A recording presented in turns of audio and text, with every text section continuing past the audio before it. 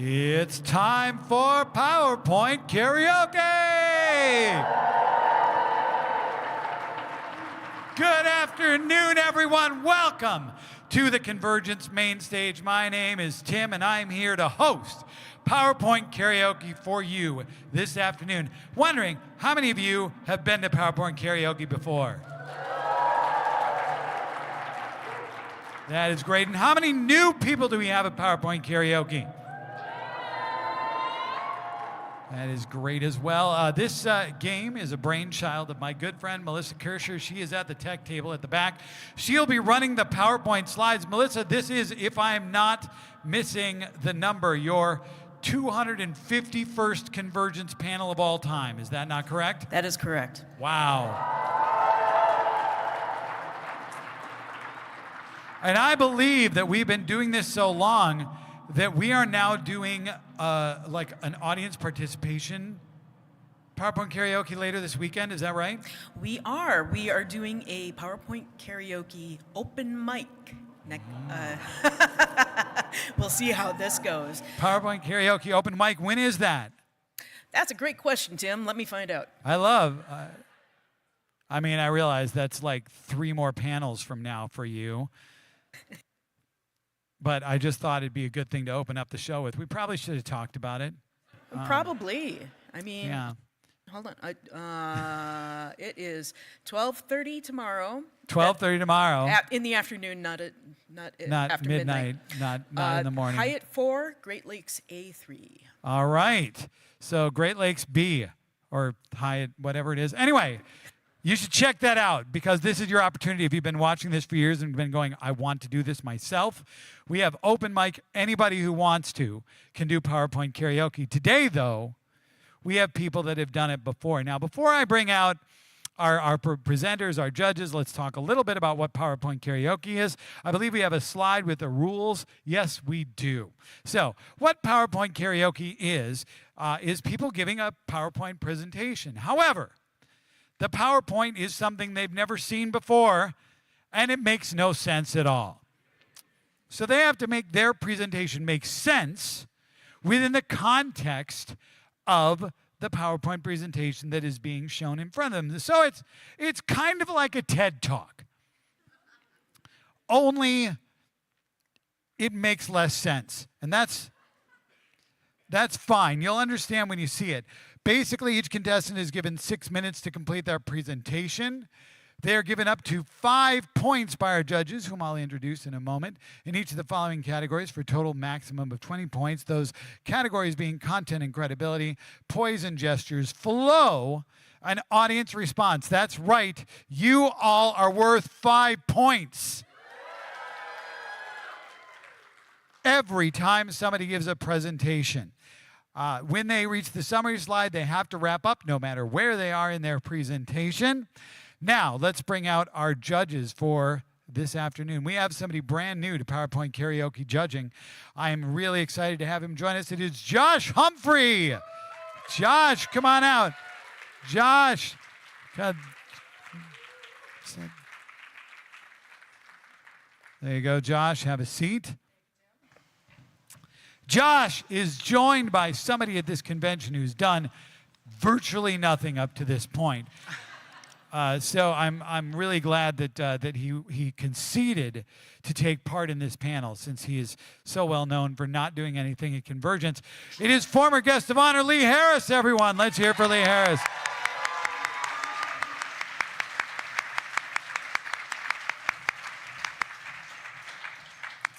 All right, Josh and Lee, welcome. Thank you. Thank you. We're looking forward to having you judge today's competitors, and it is time for our first competitor. This is an experienced PowerPoint karaoke presenter. Please I need a round of applause for Andrea Ropella.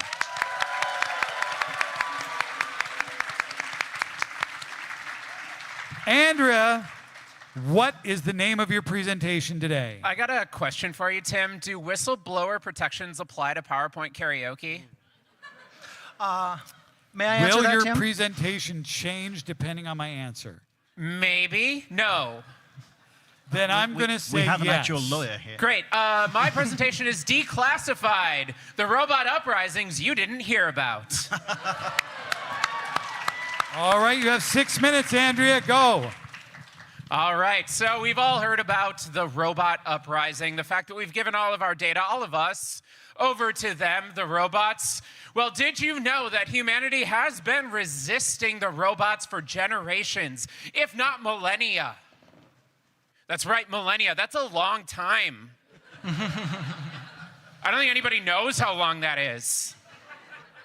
Speaking of millennia, around the time of, 3,000 years ago, we encountered our first robot uprising. And how do we beat them? Let's see.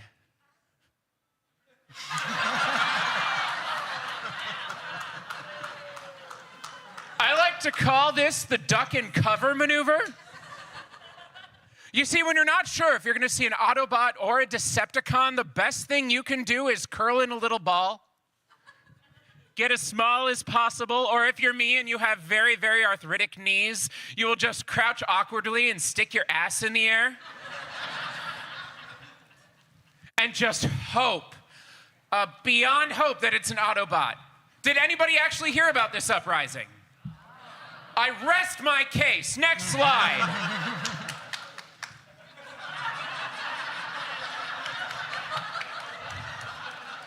So the statute of limitations on, sneaking into a place is probably less than 10 years, right? Cool. I committed a felony 10 years ago. You see, I thought that, when they said everyone is family at the Olive Garden, they were using, the royal we, they were including me. And so when they said that I got unlimited breadsticks that were robotic made, that I could just take as many as I want. Turns out you can't take all of the breadsticks out of the Olive Garden, even if they were made by robots. Let's see the next slide.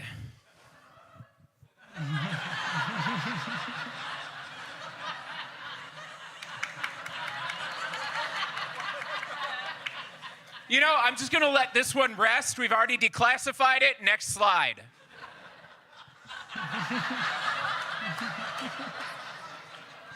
All right. So in Canada, they call macaroni and cheese Kraft dinner. What you don't know is there was a sub-project called Ubercraft. These were more noodles than you could possibly noodle in your entire life. That's right, noodling as a verb. That's how advanced we got. The problem was the only way to pay for it was through Bitcoin. And you know Canadians don't have a lot of Bitcoin. Declassified. Next slide, please.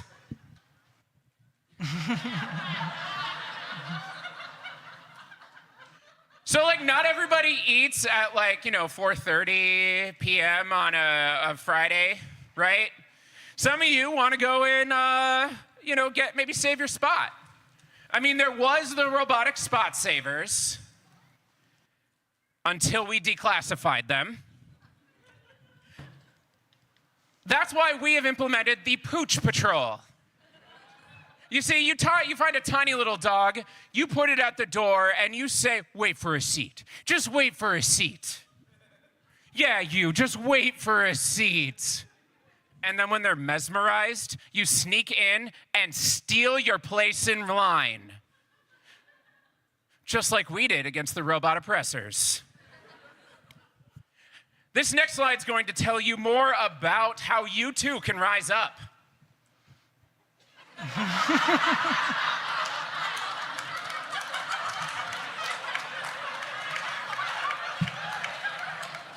Speaking of rising up, I want to tell you about the uprising. And that is the Google searches for can I, and then a bunch of other stuff related to the Dune popcorn bucket. You'll notice a significant dip around 2021. This is important. You see, what happened around 2021? Nothing. That's why people weren't Googling Dune. So the way to quell the robot uprising, don't Google it. And really, don't Google it. Next slide, please.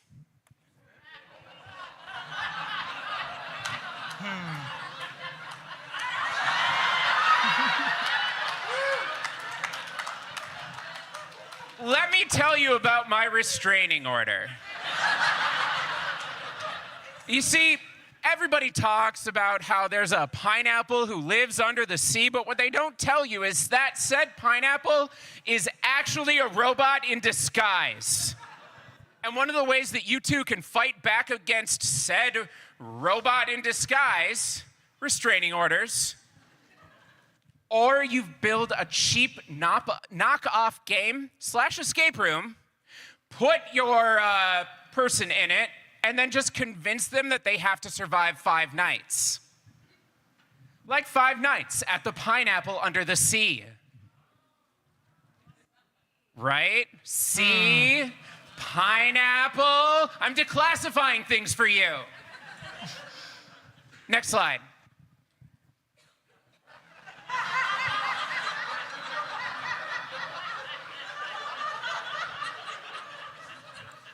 This is where the budget for the celebration went. Declassified. Let's find out about how we could spend more of that money on the next slide.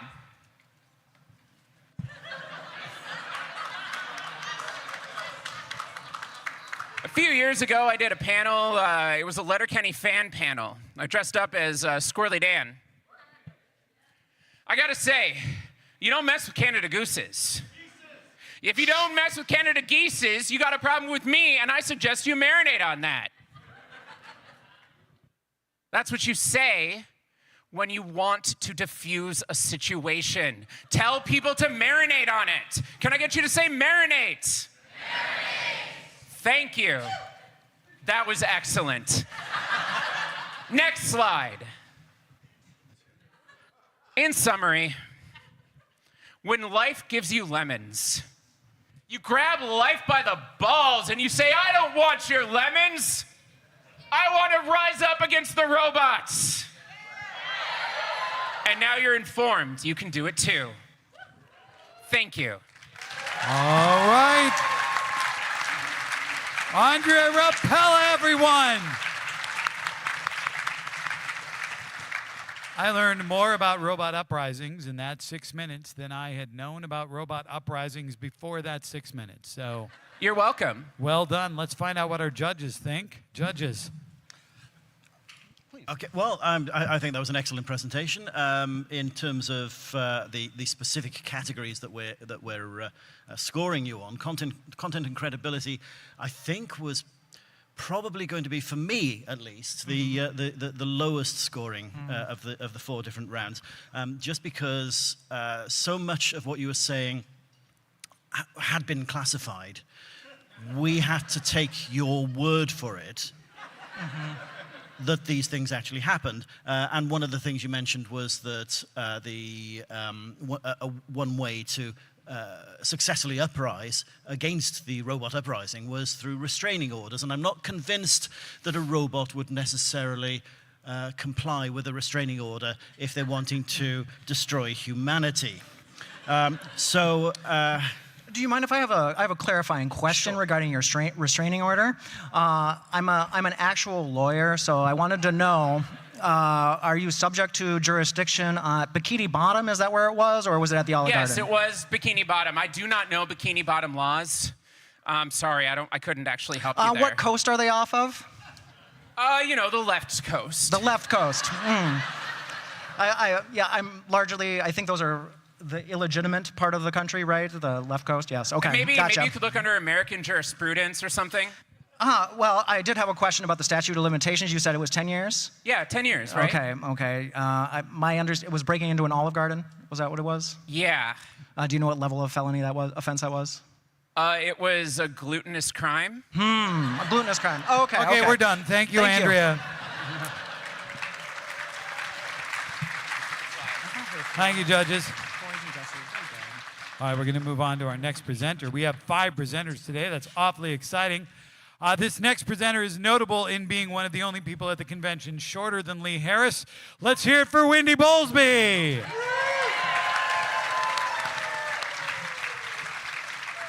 Thank you, Tim. Oh yeah, I'm sorry. What's your presentation title? Well, now you ruined it. My topic is how to prevent the cancellation of your beloved sci-fi TV shows. All right, let's hear it. Let's go. All right, we have all experienced the most common tragedy of our modern culture, right? All of us together, the creators, the fans.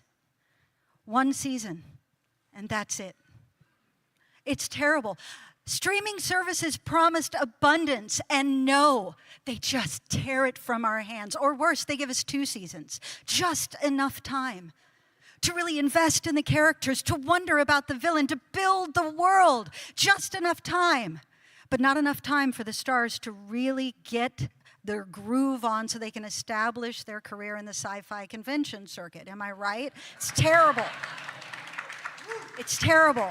This is something we all can work on together, though. There are a lot of factors at play. That means there are a lot of opportunities of attack. So here is how we are all going to work together to ensure the survival and prevent the cancellation of our beloved sci-fi TV shows. Can I please have the first slide?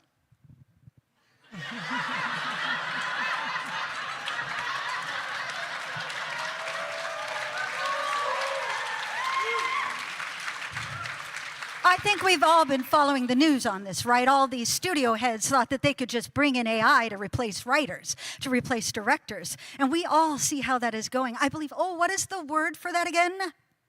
Slop. Yes, so this is us coming together, right, communally, fighting the man who dares to offer slop to discerning sci-fi fans. We are not going to put up with that. We love our prosthetic foreheads. Thank you very much. And we like to see the spirit come. I want to see that zipper in the seam. Stop right now and give us reality in space. Next slide.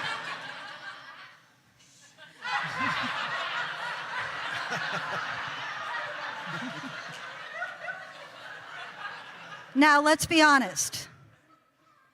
Part of the problem is social media, right? We get some of these fans, I won't name names, I will say men.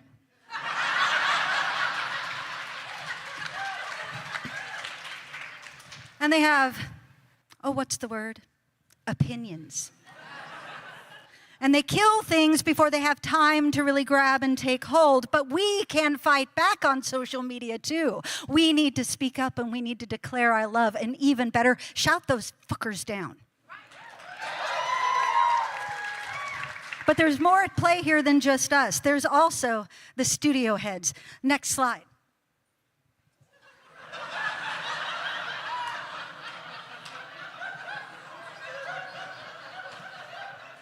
This is what happens when you put them in power, when you let them take the lead. All they can think about is, where's the meat? Where's the meat? Where's the story? The story? I offered you plucky comic relief, and this is what you're trying to ask me about. This is why we can't have nice things. Next slide.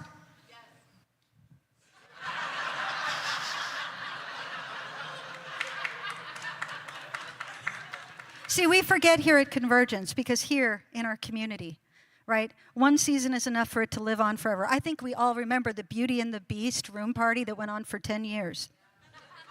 Right, that was amazing. That show, listen, not great. Not great, right? But here in Convergence, Here in Convergence, we feel like, oh no, I can always celebrate my beloved show, but life outside Convergence, what do we do? Besides rewatch the shows constantly, what do? We need more content. We have to fight back, and we have to make sure we can get to at least the 3rd season so that Star can have a really good line at the autograph table. Right?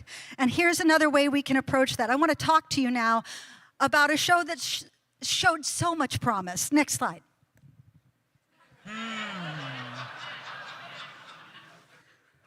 Can you believe it? This didn't even get into production.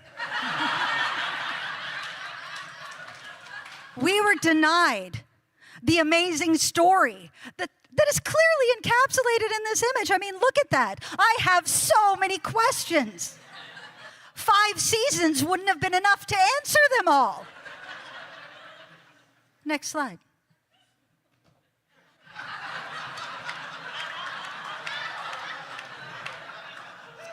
And that right there, that's the decision tree for that show that's been on for 8 years. You know the one. It's jumped the shark at least 5 times, Fonzie at least twice.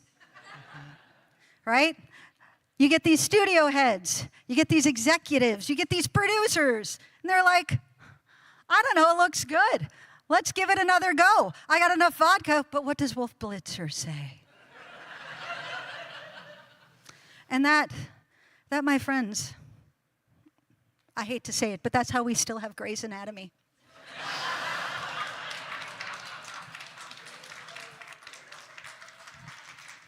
Yeah, you're with me, I know. All right, next slide.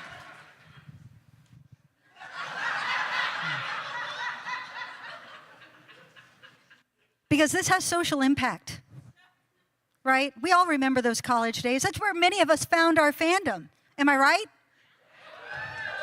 My college days, yes, I'm aging myself. It's not just the hair, although I do look like a silver fox.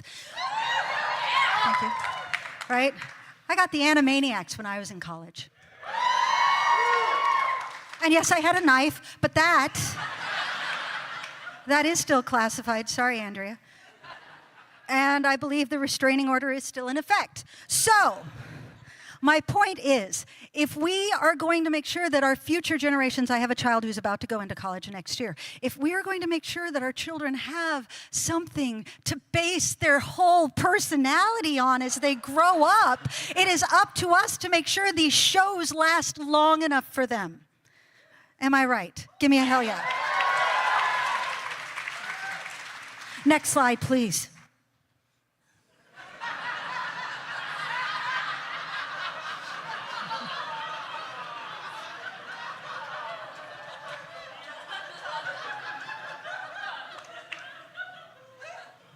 Even the gods have aligned on this, seriously.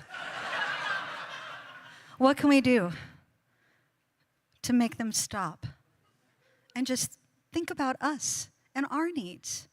Well, I would recommend vehicular damage to some of these fuckers. Eat the rich? No, no, no. Run them down.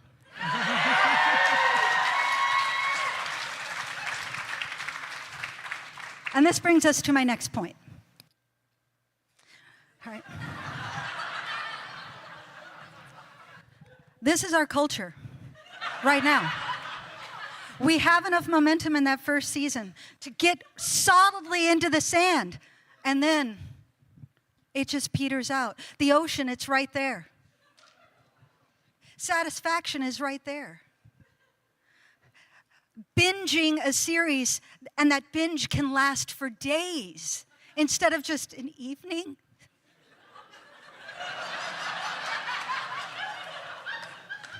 Sometimes we need to cocoon. And it's right there, but we are denied. And so it is up to us, all of us, to come together in this moment and demand and fight the man and get what we are owed. Thank you.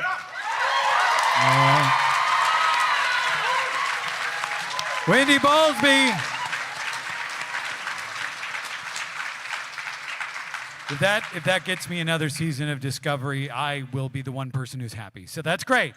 That's great. Thank you, Wendy. All right, I would judges. like a third season of Starfleet Academy. Thank you very much. Yes, Wendy, I just want to compliment you on your stellar poise. It was delivered with such authoritativeness, and I think that really dovetailed nicely with the content, which was also very good. Very dear to my heart. I've also suffered the burn of some sort of cancellation. Farscape was my thing. Yeah. But all those actors ended up on Stargate, so at least they had That's something. true. It's true. Because Stargate went on for fucking ever. And I felt also you did very well with meeting the call of the content of the slide with everything. Thank you. And I have no follow-ups with the restraining order. That sounded legit. I think the audience was definitely with you on this one. So, maximum points for that. But I do worry that choosing a topic of can we have more than one season of our favorite show in front of a geek audience is perhaps preaching to the choir a little, perhaps pandering a little. So I think I would take a couple of points off the maximum points for that. Though the flow of your presentation was beautiful. You commanded the stage. But expecting the audience to do anything other than whoop and holler when you're saying, do we want our favorite shows to be cancelled or not? I think there was perhaps a little predictable in the responses that you were getting. But other than that, very, very well done. Conversely, Well done. fight the man.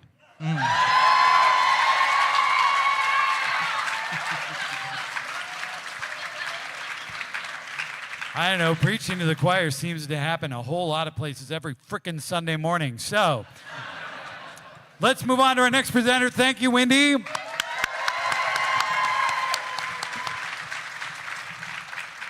Our next presenter is new to PowerPoint Karaoke, but not new to Convergence or to this stage. Please put your hands together for Charles Hubbell, please. Woo!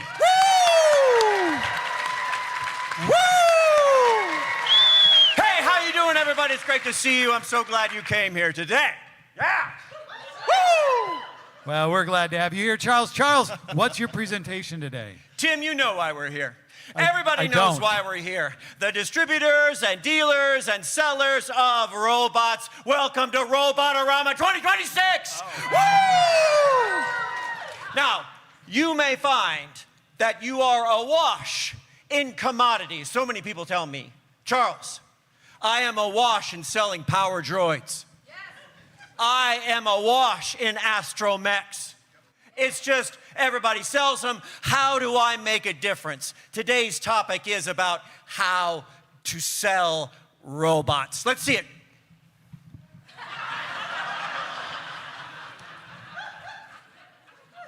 How do you survive a market, an industry that is so much like the FIFA Cup?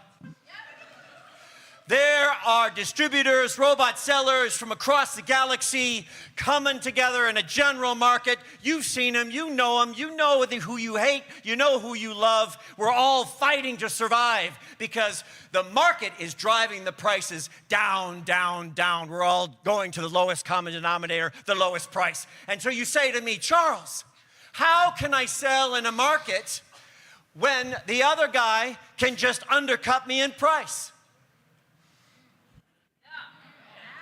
That's a good question. Next slide.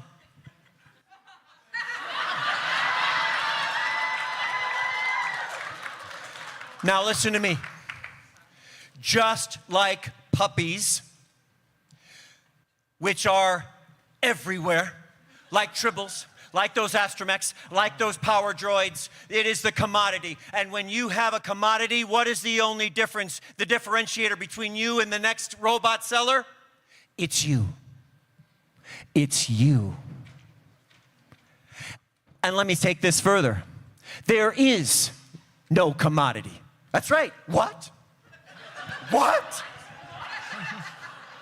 There is no commodity because in sales, commodity is not found in a vacuum. There is always something to differentiate yourself. These cute little puppies, each one is different, has a personality. So do you. And so does your customer. Next slide.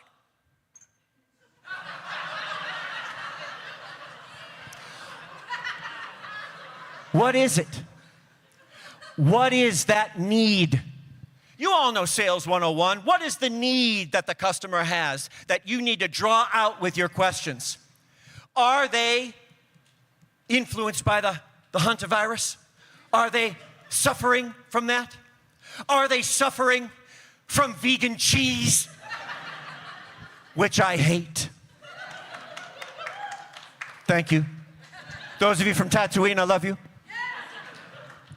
Are they suffering from a website like X.com that is just not built very well? You can't navigate it. You can't find your way through. They are suffering because their need is technical engineering and website design. How do you find that out? You ask questions. Questions. Not closed-ended questions. What kind of, maybe it's, have you ever had a robot help you today, sir? No. How often? The open-ended question. How often have you been alone with your only choice of vegan cheese? How often have you had to find some kind of antidote for the hantavirus? These are the open-ended questions we need to ask our customers to get them to admit their need. Next slide. And then when you have their answer, when you have asked the questions, we know our best questions funnel, don't we? You first ask the big question to initiate the content, then you ask specific need questions to dig down on the content, and then you have your leverage question. And this is where you fly. This is where you fly. Because there is a mixture of fact and feelings when you are selling those droids. And you want to ask about the future. Tell me, customer, how would it feel if the power droids you bought today could help your school buses fly? You add more school buses because you've got the power droids to help them move. Next slide.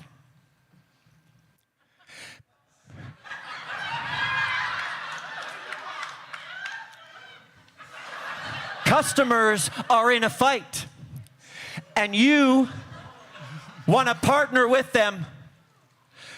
You want to partner with them because when they're dealing with their own customers, it's like a nun to the throat. And you don't want to appear like a salesperson coming just to sell your droids. You want to be a business partner. You want to be the dynamic duo. And you're going to kick that nun right in the nuts. I said it. Right, Tatooine? Next slide. So,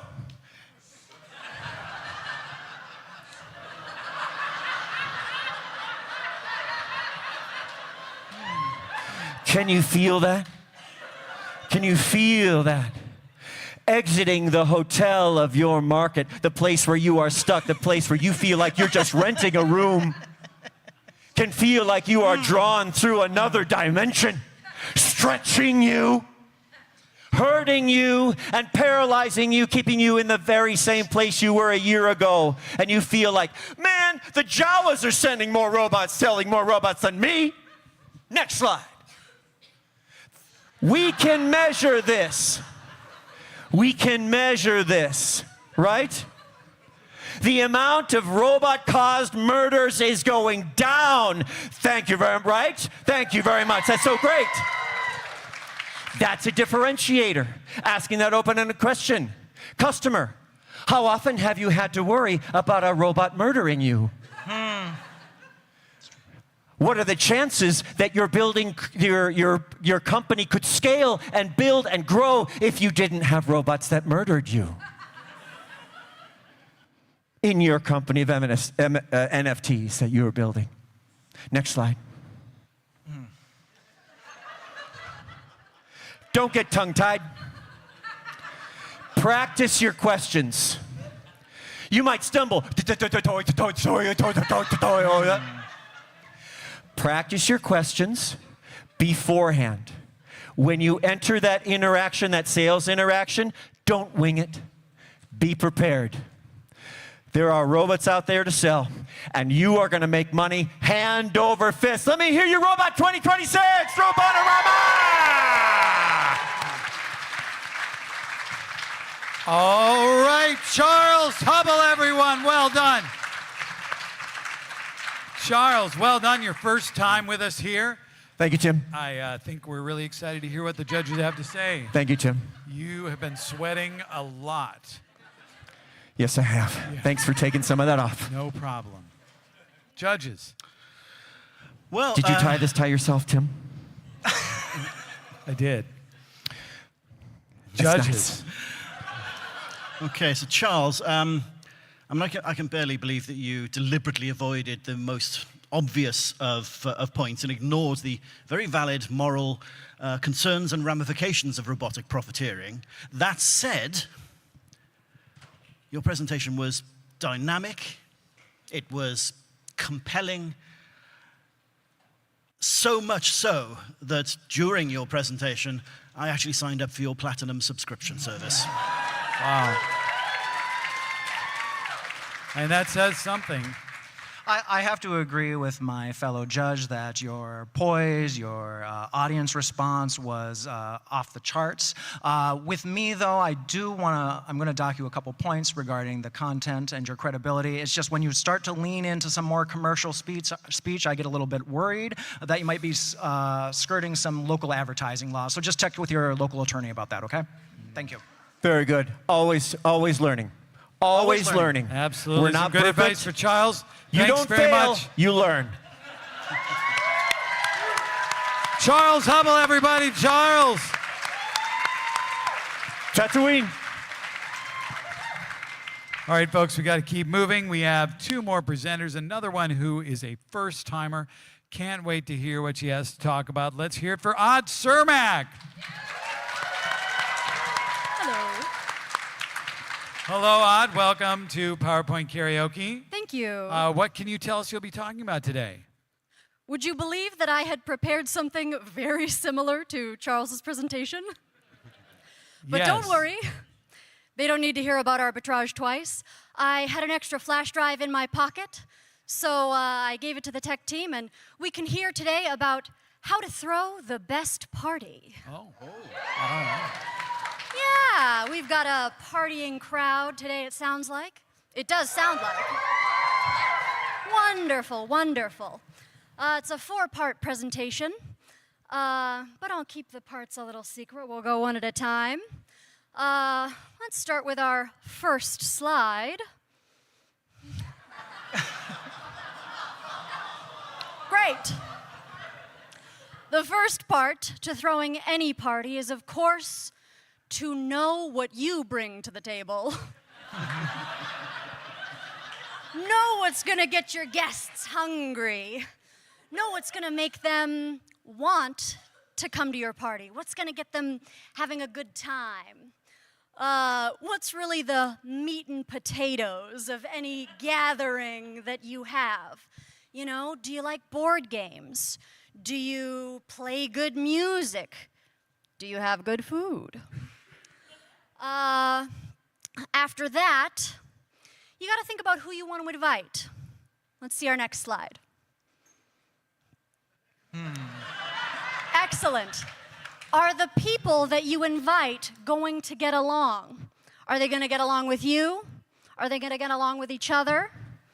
But you don't want them getting along too much. You still want good conversation.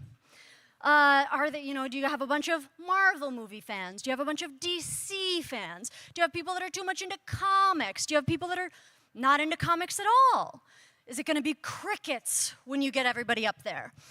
Are there going to be good conversations, bad conversations, arguments, heated discussion, passionate discussion, fist fights? When the drinks get flowing, when the board games get a couple hours in, when Catan gets the thief moved around a few too many times, how's everybody going to be feeling?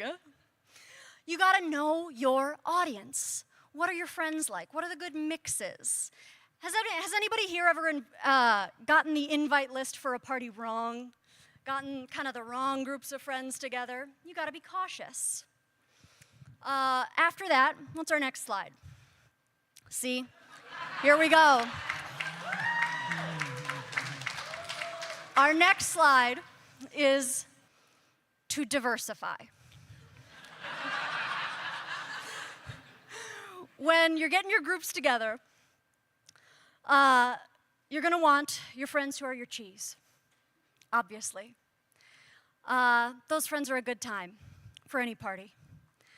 And after that, you're going to want your friends who are your cheese.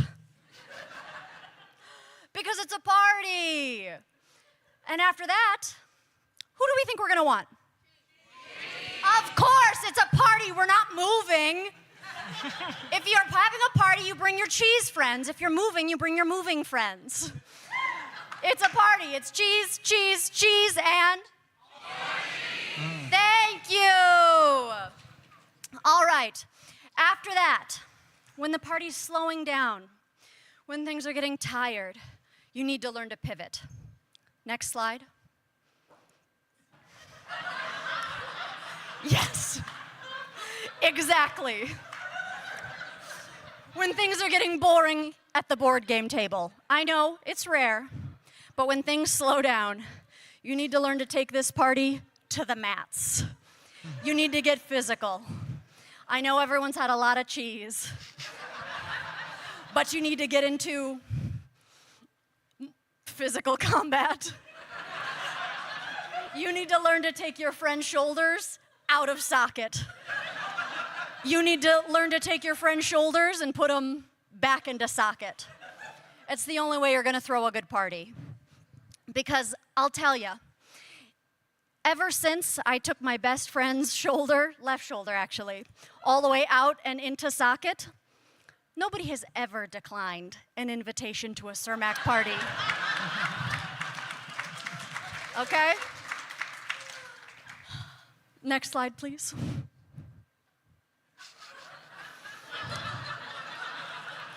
Oh, yeah. See? And you'll see here at the top, Mortal Kombat. That's in gray. It's a little tough for me. We got Mortal Kombat. It is the thickest bar here on this cylinder chart because that is the crux of a party. At a party's climax, after you've had the cheese and the cheese and the... Thank you. After you've had 3 cheeses and several board games, you want to get into Mortal Kombat. Get everybody passionate. Get everybody physical. So that it's the only thing that they'll talk about for the rest of the week, for the rest of the month, for the rest of the season, for the rest of the year. So that come next year, when they're circling the rounds for all the party rooms, when they're tired, when it's humid up there, and they're thinking, I don't have another party room in me, they'll know that there's one place that they want to go. If they have only an ounce of strength left and there's one room that they could go to, it'll be yours. Next slide, please. Your room will be the room that they're talking about because it's got everything. It's got board games. It's got cheese. It's got cheese. It's got cheese. And it's got physical fights, the likes of which you've never seen. This presentation comes out of the cheese. It'll be the talk of the town. Talks so talky, people will be growing extra mouths. Next slide, please. In summary, it's a 4-part presentation. For anybody who wasn't keeping track, I was. You've got to know your strengths. You've got to know your audience. You've got to know when to diversify, and you've got to know when to pivot. And a 5th one that came up almost organically, you've got to physically fight your guests. Thank you so much. All right, Odd questions? Surmak, well done. Nobody would have ever known it was your first time. It's like Thank you. You've been doing PowerPoint karaoke your entire Stop. sadly short life. Anyway. He long- says that he's saying I'm young. Yeah, that is what I'm saying. So, judges, what do you think? Yes, I'm glad you brought that up, Tim, because I think, like, I was a little worried when we were getting through it, but I think there was a sub-theme going on, which was about pivoting. And we found that point in the middle of this, which was cheese. Yes. I think this presentation hinged on cheese, and as soon as you got there, the audience was eating cheese with you. They were with you the whole way. I feel I've learned a lot. I've never thrown a successful party. The party before last that I threw, nobody turned up. I know. The last, How much cheese did you last, have? Well, and the last party that I threw, even I didn't turn up. And so I think that now, armed with this very valuable information that you've given us all today, I feel confident that the next party I throw, I might get one person there, who I will then fight. So thank you for that. Before you go, I think we all really want to thank the main stage crew for the fabulous job they did here at the convention, and especially, Thanks so boy, much. are we glad you brought the cheese to this show. Thank you. Odd Surmak, everyone. And the next person on this stage has brought the cheese many times in the past, and he's going to bring it one more time. Please put your hands together for Greg Parks.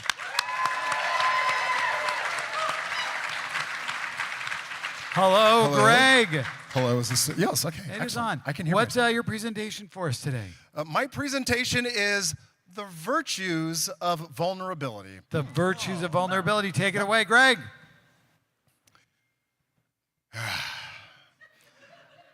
I'd like everybody to start by taking a breath in and then let it out. One more time. Gesundheit. We've heard a lot about that vulnerability word. And at the same time, we are constantly face to face with people that are trying to create a world that does not allow for vulnerability and thereby does not allow for connection and thereby does not allow for empathy and cooperation and coexistence. And today, I am going to talk with you, not talk to you, not talk at you, but talk with you about what we can gain through increasing vulnerability. Next slide, please.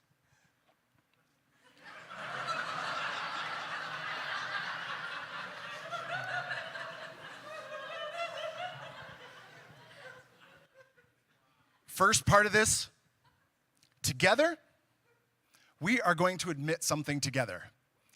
Life is freaking demanding and tough, is it not? Perhaps not in the same way as our compatriot next to us, but life is tough for everybody around us. And it does feel like our souls or our very efforts are just swallowed up by some weird big mouth machine, as if we're some sort of tube steak just walking around waiting to be swallowed by said machine.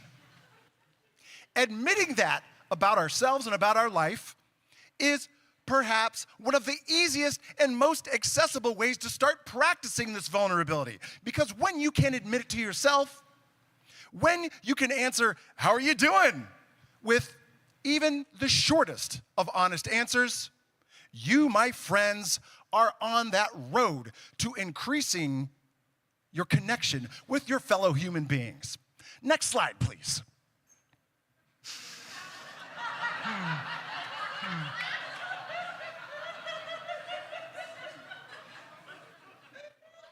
Now, I could focus only on the negative aspects of our lives and how being able to express those is a gateway to vulnerability. But we cannot forget how to connect with ourselves and with other people about the things we love, right? I mean, that's that's one of the things about convergence, right? You're around so many people, old friends, new friends, who are enthusiastic about this, that, or the other thing. They might be enthusiastic about the David Lynch Dune movies. They might be enthusiastic about the Denis Villeneuve Dune movies. They might be enthusiastic about the Jodorowsky Dune movie that never got made. I mean, can you imagine Orson Welles as the Baron? Can you imagine Salvador Dali as the Padishah Emperor Shaddam IV?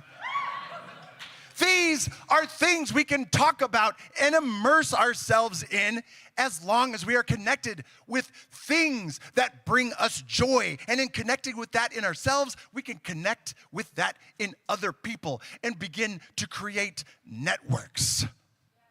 Next slide, please.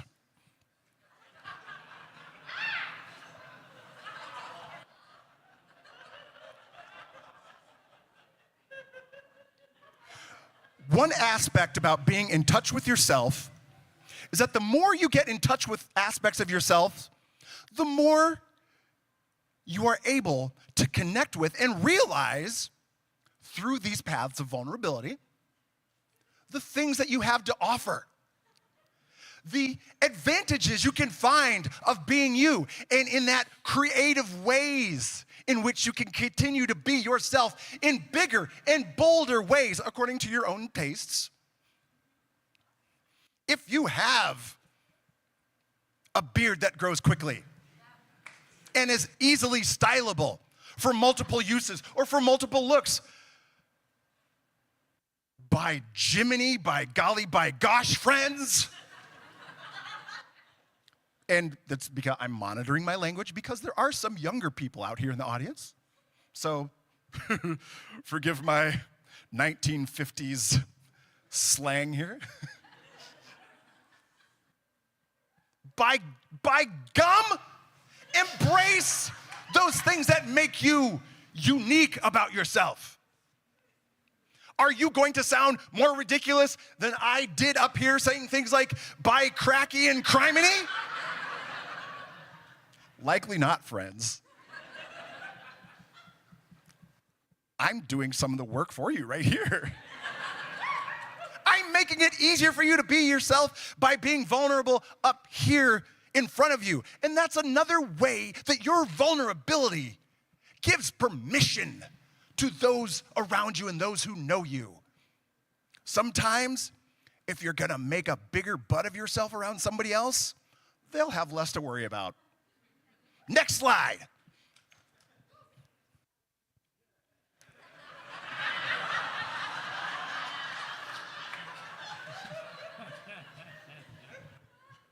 Being more vulnerable also allows you eventually to recognize aspects of your own greatness. And I don't mean that everybody can or should be expected to create great sweeping change across the world, or to be able to move astral bodies with their will. But if you think about it, I believe it was Carl Sagan who mentioned at one point that we are all star stuff. So if you are connecting with the heart of a fellow human, even one fellow human, and they are emotionally moved, then think about this, friends. You are indeed moving cosmic matter.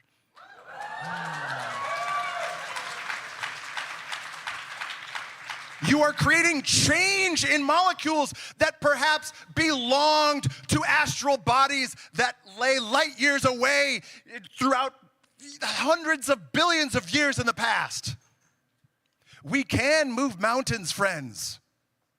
And those mountains exist one molecule at a time within each of the people that we encounter every day. Next slide, please.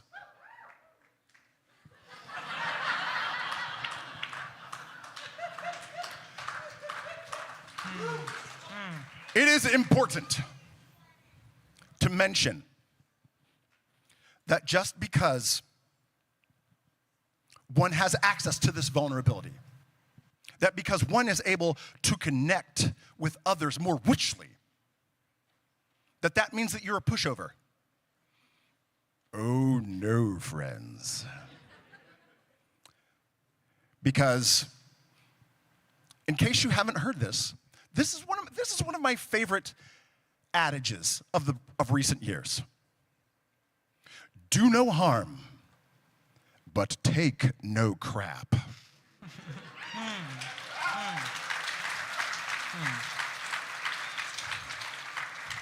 It is more important to be kind than to be nice, because nice holds a knife behind its back. But kind requires connection. Nice is a performance. Kind is a direction on a moral compass. And if you need to raise some heck, if you need to stomp on some toes, then your vulnerability is what allows you to recognize that and see the help that somebody else, that another fellow human being needs, and therefore act accordingly to your ability and your will. Next slide, please.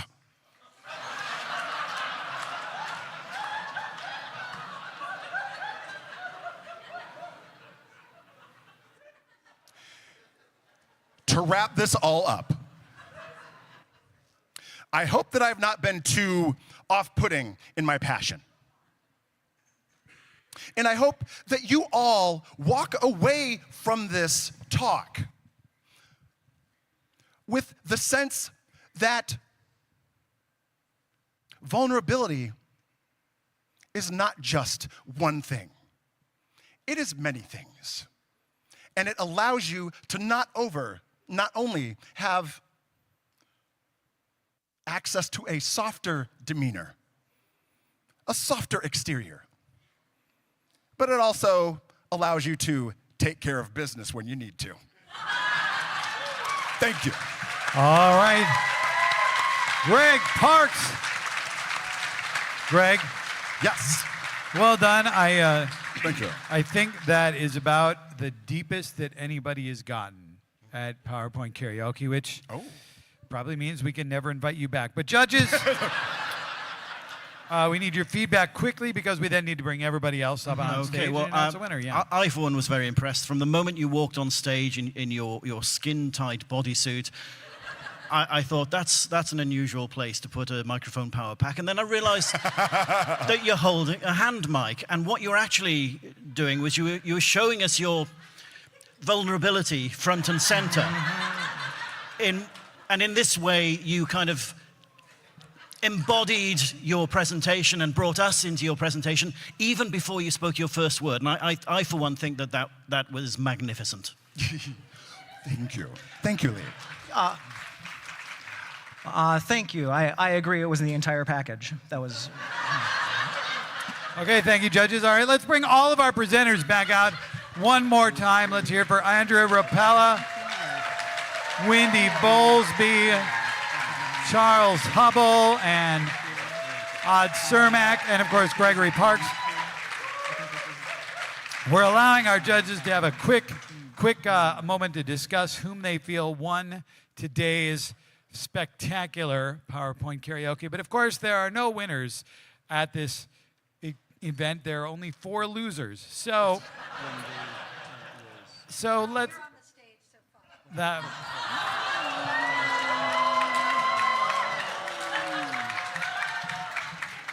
I did deserve that. Judges, could you let us know who your winner is for today's event? Yes, this, as I mentioned before, I'm an attorney, and this is probably the closest I'll get to being an actual judge. So I'm glad to announce that we are announcing from the bench that Gregory Parks Gregory comes Parks. out with it. Congratulations, Gregory. Once again, thanks to Gregory, thanks to Andrea, Wendy, Charles, Odd, of course, Melissa Kaercher running the slides, our judges Lee and Josh. I've been Tim. We'll see you next year. Good night, everybody.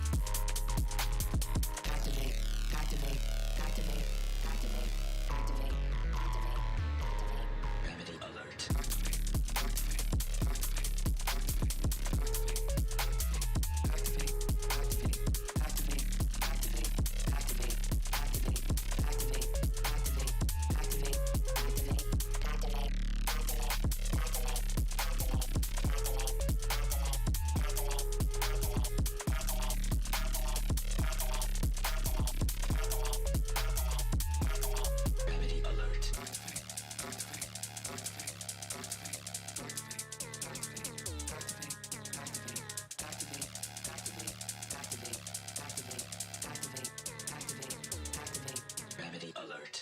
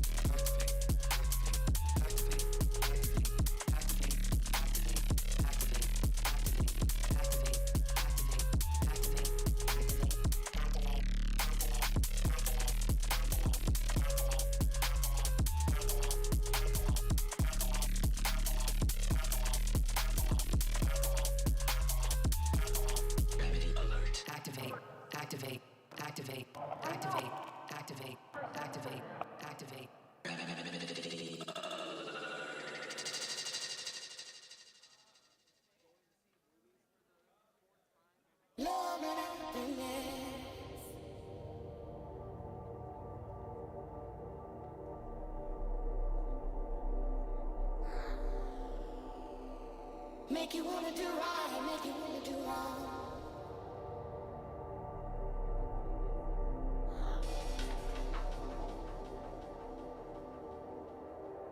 Make you come and go.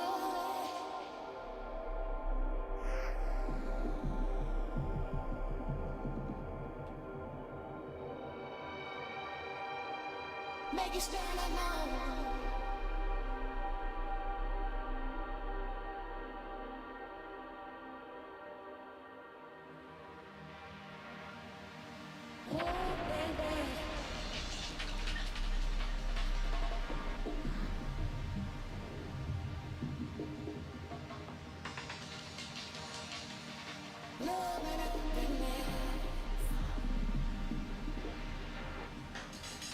Make you wanna do right, make you wanna do wrong.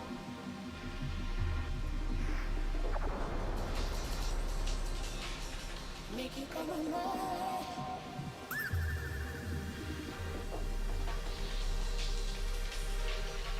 Make you stand alone.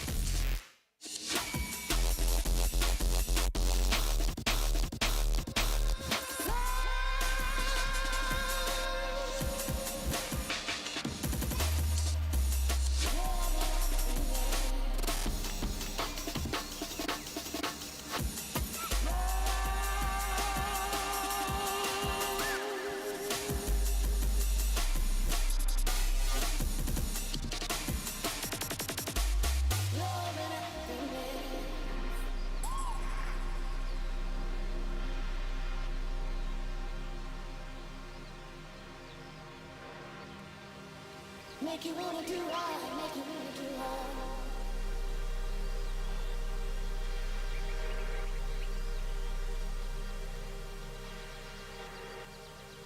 make you come away.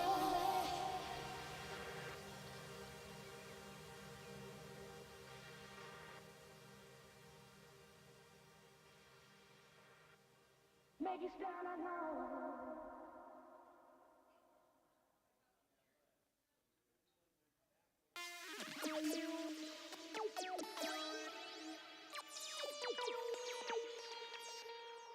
Thank you.